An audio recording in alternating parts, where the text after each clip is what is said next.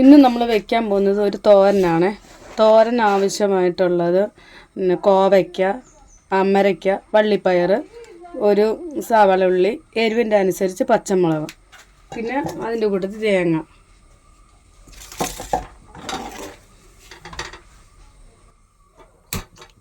തീ കത്തിച്ചു, ചീനിച്ചട്ടി വെച്ചു. നമുക്കിന്ന് തോരൻ വയ്ക്കാൻ ഒന്നുമില്ലായിരുന്നേ. അപ്പോൾ ഇത്രയും സാധനങ്ങൾ എല്ലാം കുറച്ചേ ഉള്ളായിരുന്നു. അപ്പോൾ അതിട്ടാണ് നമ്മൾ തോരൻ വയ്ക്കാൻ വന്നത്. കുറച്ച് വെള്ളം,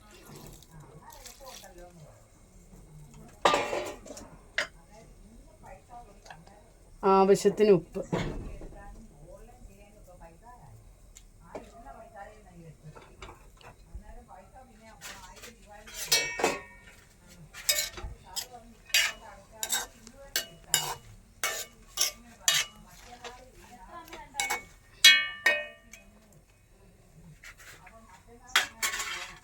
നമുക്ക് അടച്ച് വെച്ച് വേവിക്കാം.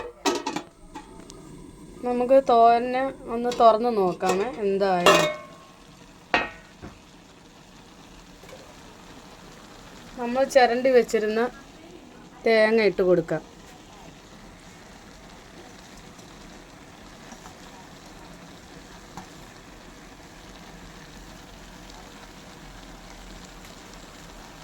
അതിൻ്റെ കൂട്ടത്തിൽ തന്നെ കറിവേപ്പില ഇട്ട് കൊടുക്കാം.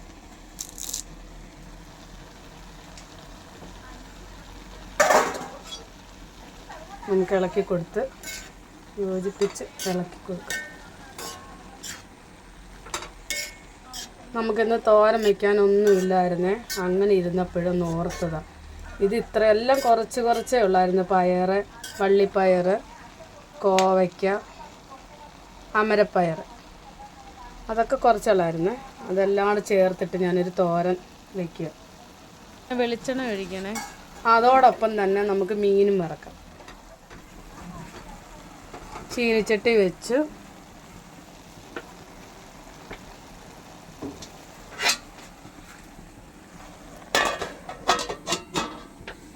നമുക്ക് വെളിച്ചെണ്ണ ഒഴിച്ച് കൊടുക്കാം. ചീനിച്ചട്ടി ഒന്ന് ചൂടാവട്ടെ.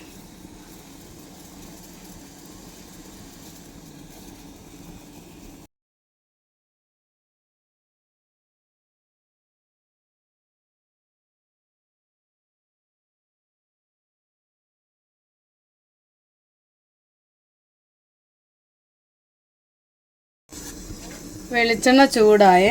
നമുക്കത് മീൻ ഇട്ട് കൊടുക്കാം. ഉണക്കമീനാട്ടോ.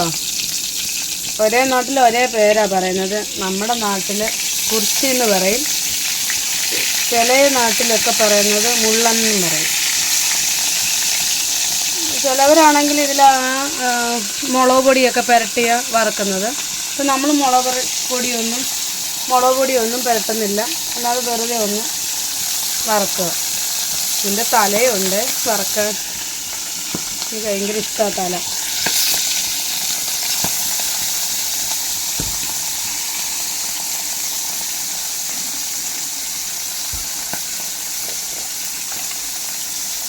ഒരു ശകലം മഞ്ഞൾപ്പൊടി ഇട്ട് കൊടുക്കുകയാണേ, അല്ലെങ്കിൽ വെളുത്തിരിക്കും. അതിനാണ് ഈ മഞ്ഞൾപ്പൊടി ശകലം ഇട്ടത്. കുഴപ്പമില്ല കേട്ടോ, അതിൻ്റെ ചൊവയൊന്നും വരുത്തൊന്നുമില്ല.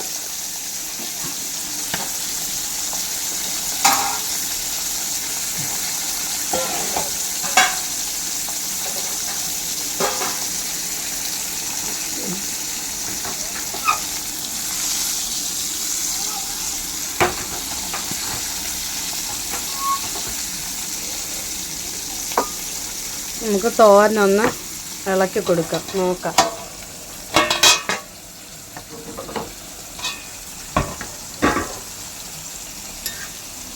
വെറുതെ തേങ്ങ ഇങ്ങനെ ചിരണ്ടി ഇട്ടതാണ്. വെള്ളത്തോരൻ അങ്ങനെ നമ്മൾ പറയുന്നത്. വെള്ളക്കിട്ട് തോരനാണ് നമ്മളിന്ന് വയ്ക്കാൻ പോകുന്നത്. അല്ലാതെ മഞ്ഞൾപ്പൊടിയോ മുളക് പൊടിയോ ഇതൊന്നും ഇട്ടിട്ടില്ല കേട്ടോ.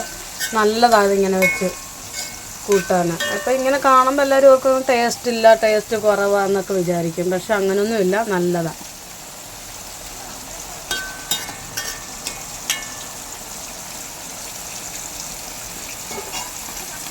ഒന്നുകൂടെ ഒന്ന് വേവട്ടെ.